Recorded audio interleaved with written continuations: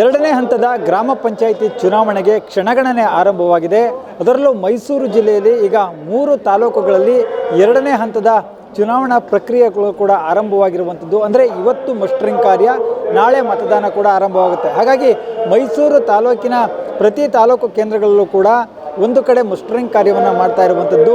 ಈಗ ನಾವು ಮೈಸೂರು ತಾಲೂಕಿಗೆ ಸಂಬಂಧಪಟ್ಟಂತೆ ಮೈಸೂರು ಮಹಾರಾಣಿ ವಾಣಿಜ್ಯ ಕಾಲೇಜ್ ಏನಿದೆ ಅಲ್ಲಿ ಮಸ್ಟರಿಂಗ್ ಕಾರ್ಯ ಈಗಾಗಲೇ ಕೂಡ ಆರಂಭವಾಗಿರುವಂಥದ್ದು. ಈಗ ದೃಶ್ಯದಲ್ಲಿ ನೋಡ್ಬೋದು, ನಾವು ಮೈಸೂರಿನ ತಾಲೂಕಿಗೆ ಸಂಬಂಧಪಟ್ಟಂಥ ಮೈಸೂರು ಮಹಾರಾಣಿ ವಾಣಿಜ್ಯ ಕಾಲೇಜ್ ಏನಿದೆ ಆ ಕಾಲೇಜಿನಲ್ಲಿ ಈಗ ಮಸ್ಟರಿಂಗ್ ಕಾರ್ಯ ಆರಂಭವಾಗಿರ್ತಕ್ಕಂಥ ಹಿನ್ನೆಲೆಯಲ್ಲಿ ಯಾರು ಚುನಾವಣಾ ಕರ್ತವ್ಯಕ್ಕೆ ತೆರಳುವಂಥ ಸಿಬ್ಬಂದಿಗಳಿದ್ದಾರೆ ಆ ಸಿಬ್ಬಂದಿಗಳೀಗ ಕೋವಿಡ್ ಮುಂಜಾಗ್ರತಾ ಕ್ರಮದೊಂದಿಗೆ ಒಂದು ಮಸ್ಟರಿಂಗ್ ಕಾರ್ಯಕ್ಕೆ ಈಗ ಹಾಜರಾಗ್ತಾ ಇರುವಂಥದ್ದು. ಅಂದರೆ ಪ್ರತಿ ಸಿಬ್ಬಂದಿಗೂ ಕೂಡ ಒಂದೊಂದು ಕೊಠಡಿ ಸಂಖ್ಯೆಯನ್ನು ನಿಯೋಜನೆ ಮಾಡಲಾಗಿದೆ.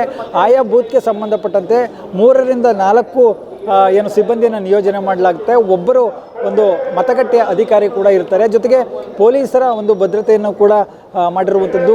ಯಾಕೆಂದರೆ ಈ ಚುನಾವಣೆಯ ಸಂದರ್ಭದಲ್ಲಿ ಸಾಕಷ್ಟು ಜವಾಬ್ದಾರಿ ಕೂಡ ಪೊಲೀಸರ ಮೇಲಿರುತ್ತೆ. ಸಾಕಷ್ಟು ಶಾಂತಿಯುತವಾಗಿ ಚುನಾವಣೆ ನಡೀಬೇಕು ಅನ್ನುವಂಥ ನಿಟ್ಟಿನಲ್ಲಿ ಹೆಚ್ಚಿನ ಪೊಲೀಸರನ್ನು ಕೂಡ ನಿಯೋಜನೆ ಮಾಡಲಾಗಿದೆ.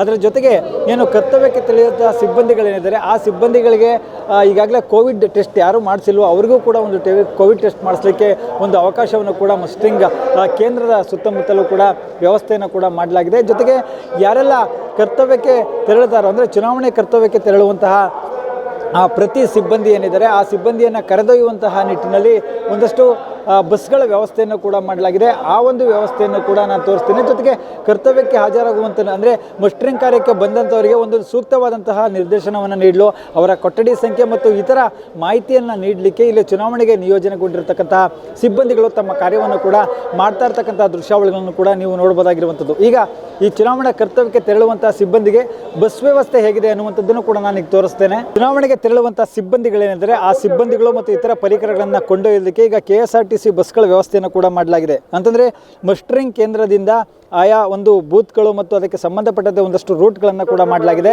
ಆ ರೂಟ್ನಲ್ಲಿ ಬರ್ತಕ್ಕಂಥ ಎಲ್ಲ ಮತಗಟ್ಟೆಗಳು ಕೂಡ ಮತಗಟ್ಟೆ ಅಧಿಕಾರಿಗಳು ಈ ಬಸ್ಸನ್ನು ಏರಿ ಅಲ್ಲಿಗೆ ತೆರಳುತ್ತಾರೆ. ಒಟ್ಟಿನಲ್ಲಿ ಎರಡನೇ ಹಂತದ ಏನು ಗ್ರಾಮ ಪಂಚಾಯಿತಿ ಚುನಾವಣೆ ಏನಿದೆ ಅದಕ್ಕೆ ಅಂತಿಮ ಹಂತದ ಸಿದ್ಧತೆಗಳು ಕೂಡ ಭರದಿಂದ ನಡೆದಿರುವಂಥದ್ದು. ನಾಳೆ ಬೆಳಗ್ಗೆ 7 ಗಂಟೆಗೆ ಮತದಾನ ಆರಂಭವಾಗುತ್ತೆ. ನಾಳೆ ಸಂಜೆ 5 ಗಂಟೆಗೆ ಮತದಾನ ಮುಕ್ತಾಯವಾಗುತ್ತೆ. ಆ ಮುಕ್ತಾಯವಾದ ನಂತರ ಮತ್ತೆ ಈ ಬಸ್ಗಳು ಡಿಮಸ್ಟರಿಂಗ್ ಕೇಂದ್ರದತ್ತ ಬರ್ತವೆ. ಇಲ್ಲಿ ಬಂದು ಏನು ಚುನಾವಣೆ ಸಿಬ್ಬಂದಿಗಳ ತಮ್ಮ ಕರ್ತವ್ಯವನ್ನು ಮುಗಿಸಿ ಇಲ್ಲಿ ಡಿಮಸ್ಟರಿಂಗ್ ಅನ್ನು ಮಾಡಿ ಮತ್ತೆ ತೆರಳುವಂಥದ್ದು. ಕ್ಯಾಮ್ರಾ ಪರ್ಸನ್ ಪ್ರಭಾಕರ್ ಜೊತೆ ಮಹದೇವಸ್ವಾಮಿ ಕರುಣೇಗಾಲ, STL TV ಮೈಸೂರು.